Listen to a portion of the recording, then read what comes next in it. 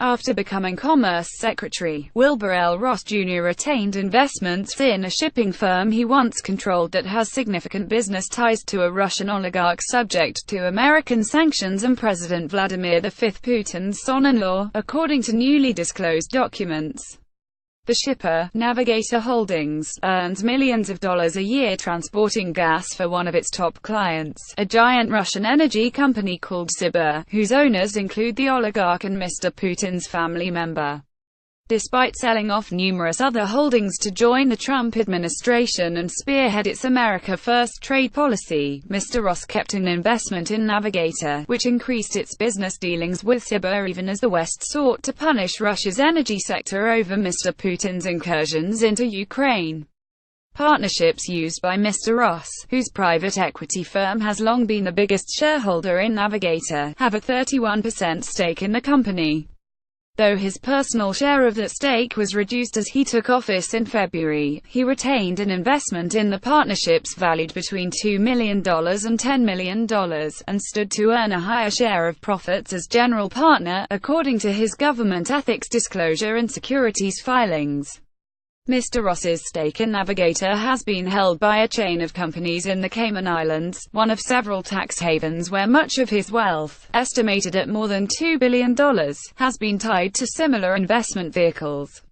Details of these arrangements surfaced in a cache of leaked files from Appleby, one of the world's largest offshore law firms, which administered some 50 companies and partnerships in the Caymans and elsewhere connected to Mr. Ross. The Appleby documents, obtained by the German newspaper Süddeutsche Zeitung, were shared with the International Consortium of Investigative Journalists and other media organizations, including the New York Times. They show how the Bermuda-based Appleby worked to help the wealthier elite, from Russian oligarchs to Middle Eastern princes, as well as multinational corporations like Apple and Nike, avoid billions of dollars in taxes. In addition to Mr. Ross, the files contain references to other members of the Trump administration, including Gary D. Cohn, the chief economic advisor who was associated with 22 Bermuda entities while an executive at Goldman Sachs, and Secretary of State Rex W. Tillerson, who was a director of a Bermuda-based joint venture with the government of Yemen when he ran ExxonMobil's operations there. There is no evidence of illegality in any of their dealings. Mr. Ross emerges as a particularly valued client for the offshore law firm, whose records provide more insight into his financial holdings beyond the public ethics disclosures he made upon joining the Trump administration. His ethics agreement filed in January listed the partnerships he intended to keep, but not the investments they held. Previously, Navigator had been mentioned in a separate, 57-page description of his holdings for the year that ended in December 2016, but with no hint of its ties to Sibur.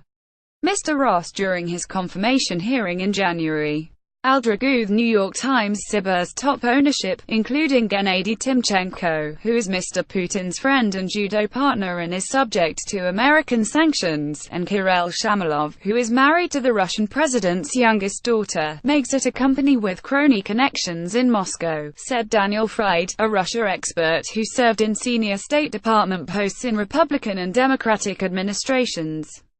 Another of Navigator's major customers is PDVSA, the Venezuelan state oil company, controlled by the authoritarian regime of Nicolas Maduro.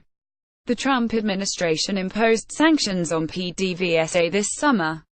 In a written response to questions by The Times, James Rockers, a spokesman for Mr. Ross, said that Navigator's relationship with Sibur began before Mr. Ross joined the board in March 2012, and that he had never met the Russian oligarchs who are Sibur's major shareholders. Public records show that Mr. Ross's firm became a major investor in Navigator in November 2011, 3 months before the company chartered its first ships to Sibur. Sibur was not under sanctions at the time the contract was signed and is still not subject to sanctions, Mr. Rocker said. More broadly, he said that Mr. Ross recuses himself from any matters focused on transoceanic shipping vessels, but has been generally supportive of the administration's sanctions of Russian and Venezuelan entities. Secretary Ross has never had to seek, nor received, any ethics exemption, Mr. Rockers said, and he works closely with Commerce Department ethics officials to ensure the highest ethical standards. It is perhaps unsurprising that Navigator would have a relationship with a major Russian company during Mr. Ross's tenure. Much like President Trump, whose company sought approval for a hotel project in Moscow as recently as last year, Mr. Ross has long shown an appreciation for the untapped potential of Russian markets when seeking investment opportunities. His involvement there dates at least to the 1990s, when he was appointed by President Bill Clinton to the board of the U.S. Russia Investment Fund, established to promote American business interests in Russia.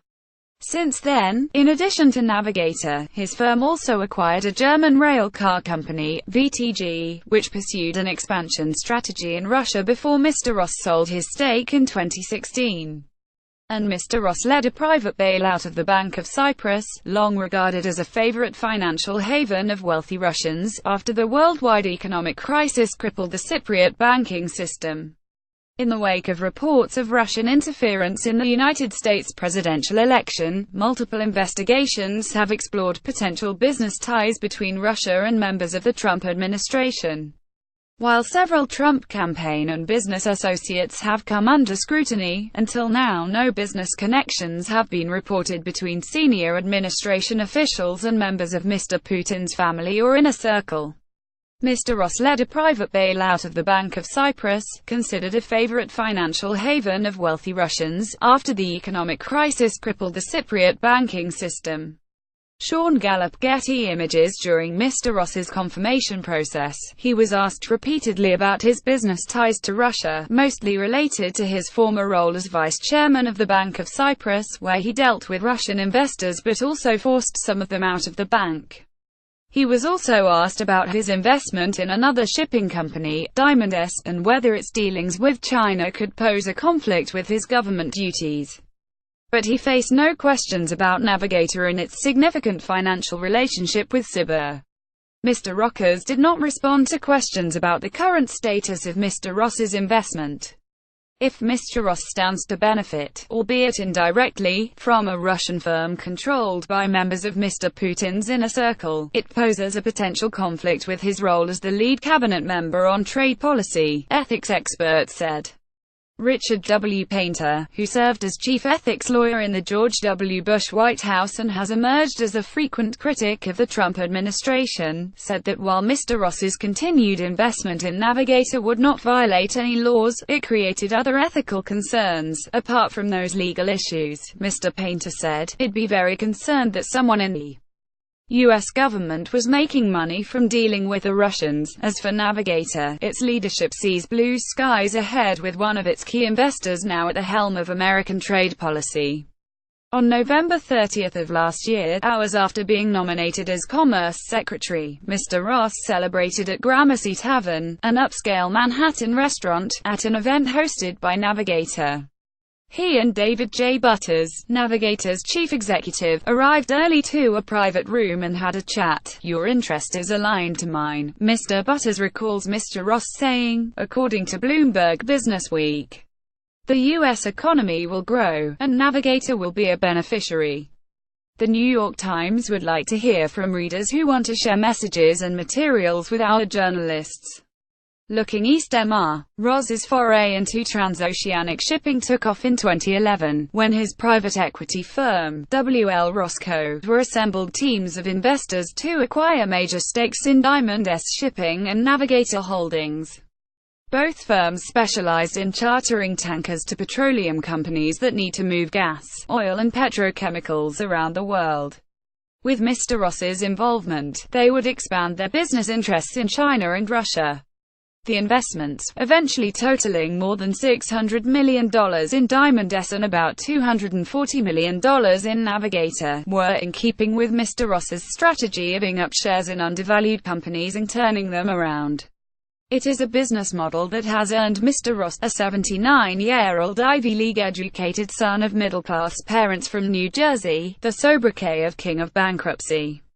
Over a lengthy investment career that included a stint running the bankruptcy advisory practice at the British banking firm Rothschild, he has breathed new life into textile, steel and auto part businesses.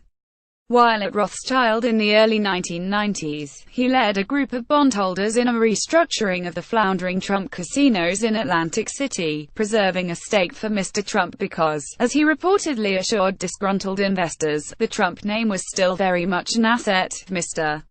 Ross's business practices have occasionally drawn criticism for moving American jobs overseas in an effort to improve profits.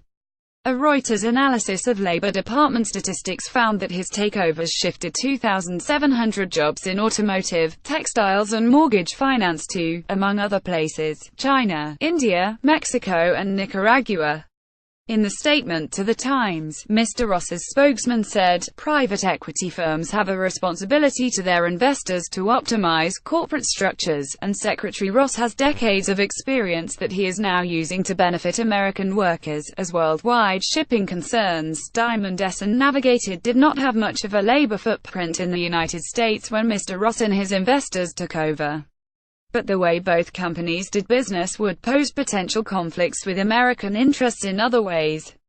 Alongside Mr. Ross, another large investor in Diamond S was a company controlled by the Chinese government, according to securities filings. And Navigator signed a charter agreement with Sibur shortly after Mr. Ross's firm made its investment.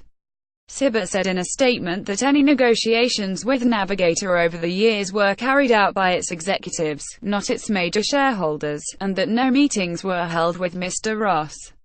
Initially, Navigator chartered 2 vessels to Sibur, and later increased the fleet to 4.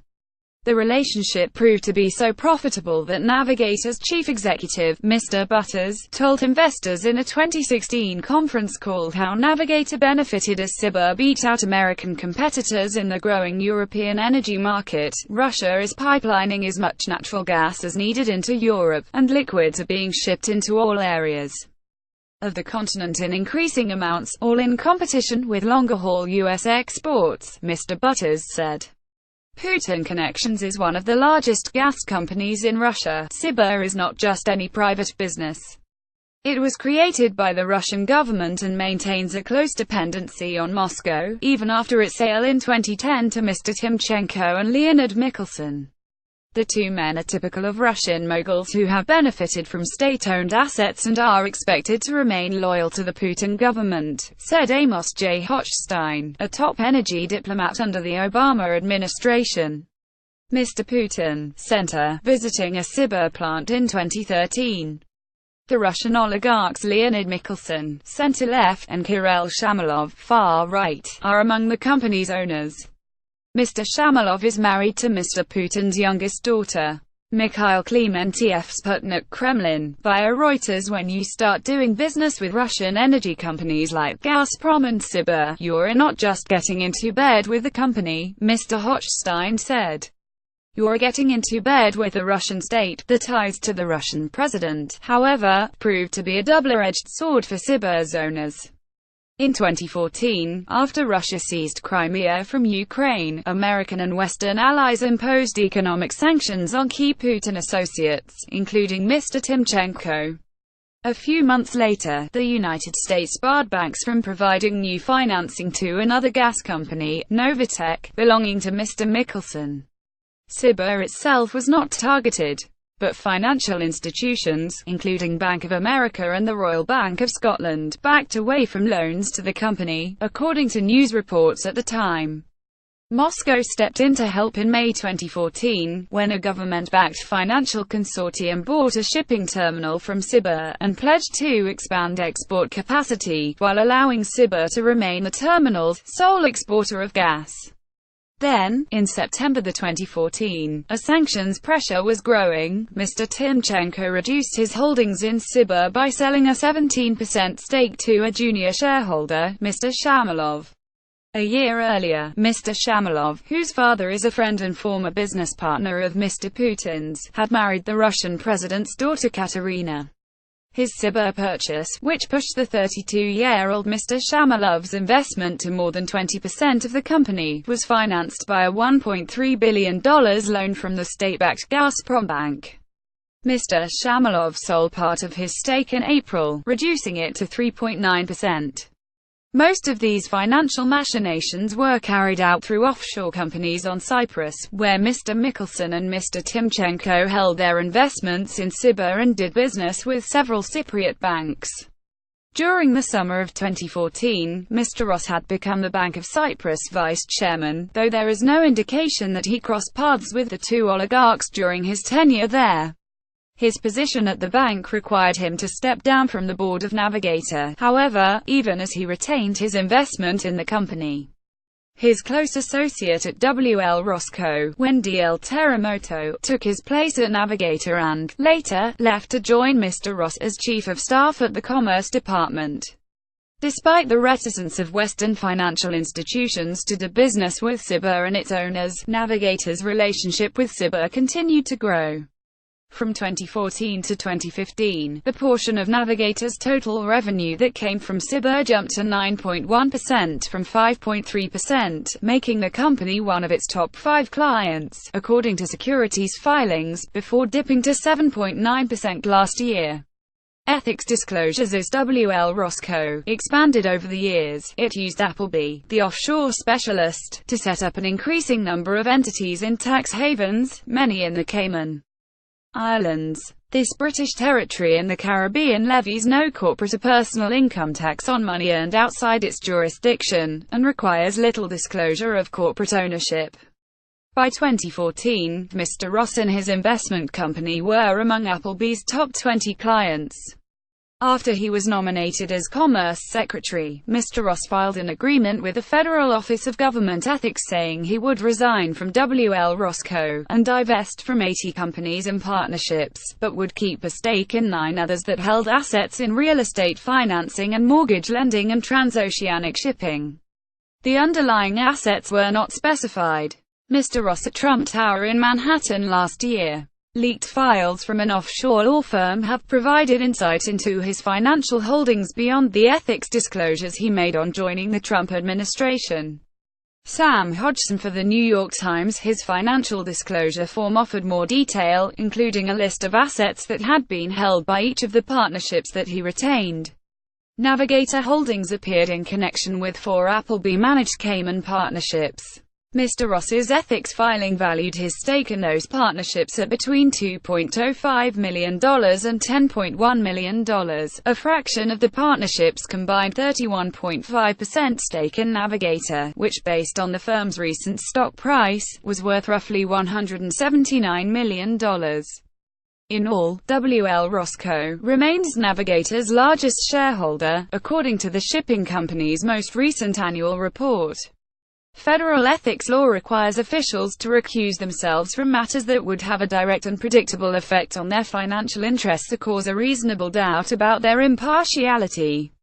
During his confirmation hearings, Mr. Ross sought to reassure senators that he would avoid any conflicts of interest between his continued business holdings and his cabinet post. "I intend to be quite scrupulous about recusal and any topic where there is the slightest scintilla of doubt," he said. Sasha Chavkin and Martha M. Hamilton are reporters for the International Consortium of Investigative Journalists. Frederick Obermeier and Bastian Obermeier of Süddeutsche Zeitung contributed research.